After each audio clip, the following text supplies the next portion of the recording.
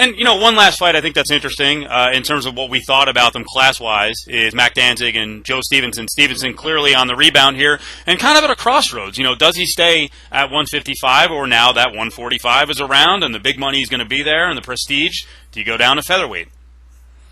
This is an interesting fight because I think there's a lot on the line with the merger of the WEC and the influx of talent coming in from the WEC. Now there's competition for roster spots that there wasn't ever before.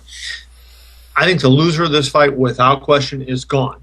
I think the loser of this fight is out, Steve. So it's going to be a very big fight for both men. Both guys have been struggling a little bit. I like Joe Daddy Stevenson, to win this fight. I think he finds a way. I think if he can make 145 comfortably, and he hasn't done that yet, if he can make it, I think that's where he belongs. He fought some fights in the UFC at 170. That's a big drop down, for a guy that's not a real big guy.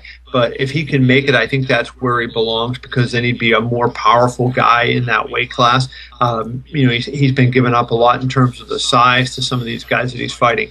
But I think it's a tough fight for Mac Danzig. I like Joe Daddy Stevenson to win, and unfortunately, I think this will spell the end of the line for the Ultimate Fighter winner, Mac Danzig. Wait, so clarify, either guy loses the fight, they're cut from UFC, so that could be Joe Stevenson as well? I believe so. Wow. Given the chances that Joe's had, some guys get more chances than others, and Joe's been, kind of a stalwart. He's been out there and he's fought a lot. But he nowadays you cannot look at what happened to Gerald Harris. What's his record? He's 17-3, and he had the one loss in UFC. Goodbye. Number one, you have to be exciting. Joe's been that. But I think, given the number of chances that Joe's had and the guys that are there, if Joe doesn't get it done against this guy, they're not putting him in against Jose Aldo. They're not putting him in against BJ Penn. He's in against Mac Danzig. This is a guy that he should beat. If he doesn't beat him, I think Joe's gone. Yeah, I guess there's two ways to look at the featherweight division now. I actually think it could be a landing spot for 55ers who are struggling and can make the weight, and I think both of these guys can make the weight. But then you also have to worry about the fact, now that it is part of the UFC, do you want to have the 45 division kind of look, a little hokey if 55ers are losing and then all coming down?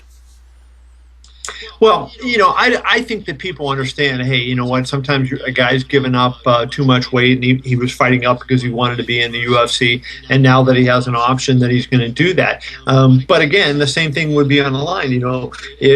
Let's say theoretically that one of these guys drops to 145 and then loses a fight or two at 45. Well, I don't think that he's around very much. The competition level is going to be such that fighters are going to be forced to A, fight exciting fights, and B, win those fights, win the majority of those fights.